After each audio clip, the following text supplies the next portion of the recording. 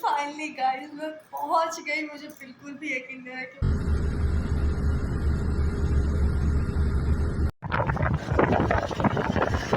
मिल गई।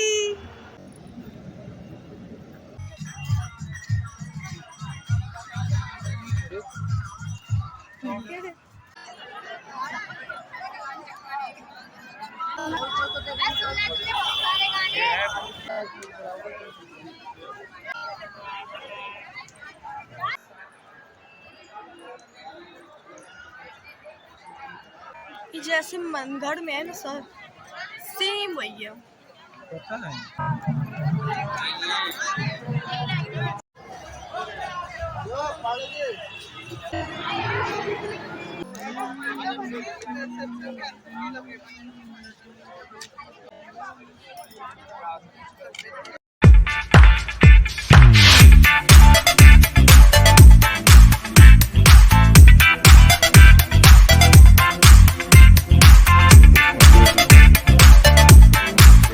Hello friends, good evening. तो welcome back to my channel. और कैसे हैं आप सब? आई होप आप लोग बहुत अच्छे होंगे और आप लोग की आशीर्वाद से मैं तो बहुत ज़्यादा अच्छी हूँ। तो जैसा कि आपने वीडियो में देखा है कि मैं यहाँ पे पैकिंग कर रही थी और मेरी पैकिंग पूरी हो चुकी है और अब मैं जल्दी जल्दी रेडी हो रही हूँ क्योंकि मुझे कहीं निकलना है। तो यहाँ पे मैंने सिंपल सा सूट डाला है और उसके बाद जल्दी से रेडी हो रही हूँ क्योंकि मेरे हीरो जी आ चुके हैं और नीचे ऑटो आ गया है। तो मुझे जल्दी से जाना है और वो कहाँ जा रहे हैं वो आपको आगे आगे वीडियो में पता चलेगा। तो मुझे पता है आप लोग काफी समझदार हो, इतना तो गेस कर ही लिया कि शादी के बाद पहली बार निकल रहे हैं घूमने, तो जाहिर सी बात है यार हनीमून जा रहे हैं। लेकिन वो कहाँ जा रहे हैं ये तो नहीं गेस कर पाए, और गेस कर लिए तो मुझे कमेंट में जरूर बताइए। तो हम कहाँ जा रहे हैं ये आप लोग के लिए बहुत बड़ा सरप्राइज है, और सच बताए तो ये मेरे लिए भी बहुत बड़ा सरप्राइज है क्योंकि मुझे कोई आइडिया नहीं था कि हम लोग कहाँ जा रहे हैं। और ये अचानक से मुझे बताए, मुझे यकीन नहीं हुआ। और सच बताए मेरा ये बचपन से सपना था कि जिससे भी मेरी शादी हो, मेरा पहला दर्शन या पहला हनीमून इसी जगह पे हो, क्योंकि मेरी बहुत ज्यादा इच्छा थी। और जब हम निकल रहे थे घर से तो भी मुझे यकीन नहीं हो रहा था कि हम लोग जा रहे हैं या फिर पहुंच जाएंगे। और जैसे जैसे सोच रहे थे वैसे वैसे रुकावट भी आते जा रही थी। पहले ऑटो नहीं मिल रहा था, किसी तरह ऑटो मिला,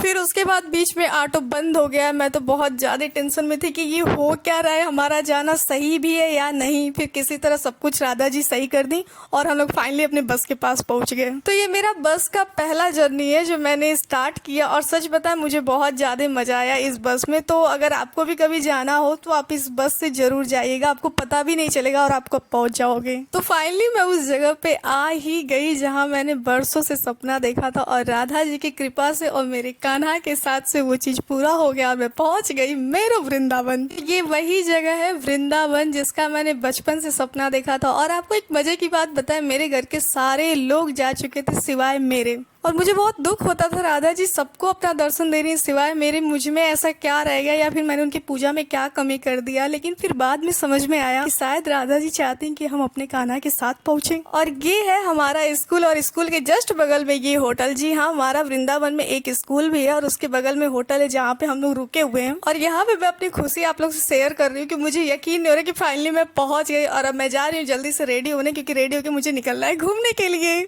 तो यहाँ पे मैं रेडी हो रही हूँ और ये गए नीचे चाय नाश्ता लाने के लिए। यहाँ पे हम लोग साथ में नाश्ता करते हैं और उसके बाद अब सीधा निकलते हैं दर्शन के लिए। और अब वो कहाँ जा रहे हैं वो आपको आगे आगे वीडियो में पता चलेगा। तो अब हम लोग निकल चुके हैं और कुछ दूर चलने के बाद हम लोग पहुँच गए अपने पहले मंजिल के पास। और सबसे पहले मैंने यहाँ पे टीका चंदन लगवाया और उसके बाद अब बढ़ते हैं आगे। तो कुछ दूर पैदल चलने के बाद हम लोग पहुँच गए अपने मंजिल के पास, और ये रही हमारी पहली मंजिल, प्रेम मंदिर, जो वृंदावन की फेमस मंदिरों में से एक है। तो इस मंदिर को किसने बनवाया, कब बना और इस मंदिर की क्या खासियत है, ये सब कुछ आपको दिखेगा मेरे चैनल पे। तो इस मंदिर का वीडियो बहुत ही जल्द अपलोड होगा, तो मेरे चैनल पे जो भी वीडियो आएगा उसको प्लीज पूरा देखिएगा, और जो भी आपको अच्छा लगेगा मुझे कमेंट में जरूर बताइएगा। और इससे पहले आप इस मंदिर में गए हो या नहीं ये भी मुझे जरूर शेयर कीजिए, और गए होगे तो आपको क्या फील हुआ वो भी मुझे शेयर कीजिएगा। और नहीं गए हो तो राधा जी से जरूर कहिए कि वो आपको एक बार दर्शन दे, क्योंकि कहते हैं वृंदावन में वही इंसान पहुंचता है जिसको राधा जी बुलाती हैं। तो ये मंदिर बेहद खूबसूरत है और इसकी सुंदरता रात में दुगना हो जाता है जब इसमें लाइट जलता है। लाइट की वजह से ये मंदिर और भी ज्यादा सुंदर दिखता है। तो बाहर से आपने तो इस मंदिर की खूबसूरती को देख लिया और अब चलिए चलते हैं, आपको अंदर से दिखाते हैं। और अंदर आने के बाद ये और भी ज्यादा खूबसूरत लग रहा था। इसकी जो बनावट है ना, बहुत सुंदर था। और उसके बाद मैंने अपने राधा कृष्ण के दर्शन किया। दर्शन के बाद जो हुआ मेरा हाल, मुझे इतना रोना आया, मैं इतना ज्यादा रोई कि ये हो गए परेशान। मैं अपने आंसू को कंट्रोल नहीं कर पाती। जब भी मैं अपने राधा कृष्ण को देखती हूँ मुझे अंदर से बहुत ज्यादा रोना आता है। और उसके बाद फिर हम लोग छत पे आते हैं और यहाँ पे कान्हा के बचपन की लीलाओं को दिखाया गया है। तो मेरा दर्शन बहुत ही अच्छे से हो गया और अब मैं आ चुकी हूँ बाहर। बाहर से आपको दिखाते हैं इस मंदिर को। और ये जो मंदिर है ना, यहाँ पे कलर चेंज होता रहता है और ये ब्लू कलर में बहुत ज्यादा सुंदर लग रहा था। और यहाँ पे आने के बाद मुझे घर जाने का बिल्कुल भी मन नहीं कर रहा था, लेकिन क्या करे, जाना पड़ा। फिर मैंने यहाँ बहुत अच्छे से दर्शन किया, सेल्फी वगैरह लिया और उसके बाद स्टार्ट हुआ। यहाँ लेजर लाइट से कान्हा के बारे में दिखाया गया। तो यहाँ पे मेरा दर्शन बहुत ही अच्छे से हो गया और अब हम लोग निकल चुके हैं मंदिर से, क्योंकि ये मंदिर 8 बजे बंद हो जाता है। तो यहाँ पे मंदिर के बाहर आपको बहुत बड़ी सी मार्केट दिख जाएगी। तो यहाँ पे मैंने ये प्यारा सा फोटो लिया कान्हा का, जो मुझे बहुत ज्यादा पसंद आया। ये मार्केट तो पूरा हो गया और अब बारी थी खाने पीने की। तो सबसे पहले यहाँ पे मैंने गोलगप्पा खाया, उसके बाद चाट खाया, उसके बाद मैंने अपने कान्हा के लिए थोड़ी सी शॉपिंग किया और उसके बाद पिया चाशनी वाली चाय। बहुत ज्यादा मीठा था, मेरे तो होठ ही चिपक गए। और अब टाइम हो गया था खाना खाने का। तो यहाँ पे बहुत सारे भोजनालय थे और ये जगह मेरे हस्बैंड को बहुत ज़्यादा पसंद आया, क्योंकि यहाँ पे आपको कहीं पे भी लहसुन और प्याज का यूज नहीं दिखेगा। तो इस वजह से ये जगह मेरे हस्बैंड को बहुत ज़्यादा पसंद आया, क्योंकि वो बिल्कुल भी लहसुन प्याज नहीं खाते, भाई प्योर वेजिटेरियन है। तो खाने में लिया था दाल फ्राई और नान, लास्ट में इन्होंने खरीदा था मीठा पान, जो मैंने घर पे आके खाया और मुझे आज का दिन बहुत ज़्यादा पसंद आया। आपको कैसा लगा मुझे कमेंट में जरूर बताइए। भाई मेरे दर्शन बहुत अच्छे से हुए, मैं बहुत ज़्यादा खुश हूँ। मेरे चैनल पे नए हो तो सब्सक्राइब करना बिल्कुल ना भूलना। मिलते हैं बहुत जल्द नेक्स्ट ब्लॉग में। Take care and bye bye.